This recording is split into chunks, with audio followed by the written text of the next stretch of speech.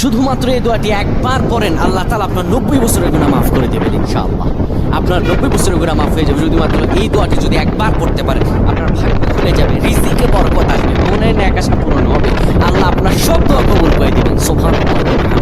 এত ফজিলত, এই দোয়াটা আপনারা শেয়ার করে দিবেন। এই যুবকেরা, আমল না করেও সব পাবা, তোমার একটি শেয়ারে একটা বাটনে প্রেস করে তুমি সব পেয়ে যাবে। কারণ তুমি আমল না করো, যদি তোমার শেয়ারের বদৌলতে আমল করে সব তুমি পেয়ে যাবে। নবীজি হাদিস।